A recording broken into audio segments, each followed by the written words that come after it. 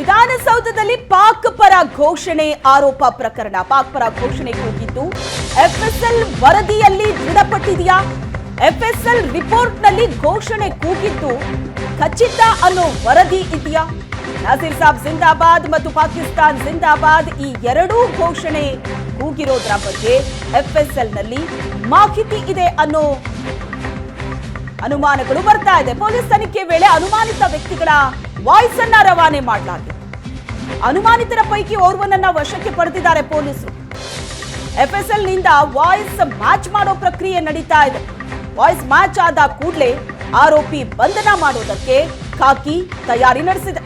ವಿಧಾನಸೌಧದಲ್ಲಿ ಪಾಕ್ ಪರ ಘೋಷಣೆ ಆರೋಪ ಪ್ರಕರಣಕ್ಕೆ ಸಂಬಂಧಿಸಿದಂತೆ ಪಾಕ್ ಪರ ಘೋಷಣೆ ಕೂಗಿದ್ದು ದೃಢಪಟ್ಟಿದೆಯಾ? ಹಾಗಾದ್ರೆ ಎಫ್ಎಸ್ಎಲ್ ವರದಿಯಲ್ಲಿ ಎಫ್ಎಸ್ಎಲ್ ವರದಿಯ ಬಗ್ಗೆ ಇನ್ನೂ ಕೂಡ ಸರ್ಕಾರ ಸ್ಪಷ್ಟತೆಯನ್ನ ಕೊಡ್ತಾ ಇಲ್ಲ. ಒಂದ್ ಕಡೆ ವಿಪಕ್ಷ ಹೇಳ್ತಾ ಇರೋದು ಎಫ್ಎಸ್ಎಲ್ ವರದಿ ಸರ್ಕಾರದ ಕೈ ಸೇರಿದೆ, ಆದ್ರೆ ಅದನ್ನ ಬಹಿರಂಗಪಡಿಸ್ತಾ ಇಲ್ಲ ಅಂತ. ಮತ್ತೊಂದ್ ಕಡೆ ಸರ್ಕಾರ ಹೇಳ್ತಾ ಇದೆ ಎಫ್ಎಸ್ಎಲ್ ವರದಿಯೇ ಬಂದಿಲ್ಲ ಅಂತ. ಆದ್ರೆ ಈಗ ಇರುವಂತಹ ಅನುಮಾನ ಎಫ್ಎಸ್ಎಲ್ ರಿಪೋರ್ಟ್ ನಲ್ಲಿ ಘೋಷಣೆ ಕೂಗಿದ್ದು ಖಚಿತ ಅನ್ನೋ ವರದಿ ಬಂದಿದೆ ಅಂತ.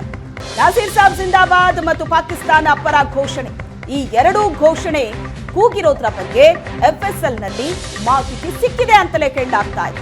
ಪೊಲೀಸರು ಕೂಡ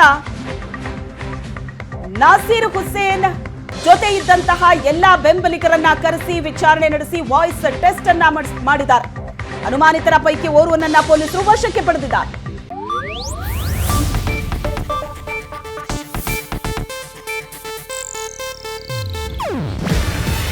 ಇದು ಏಷ್ಯಾನೆಟ್ ನ್ಯೂಸ್ ನೆಟ್ವರ್ಕ್ ಪ್ರಸ್ತುತಿ.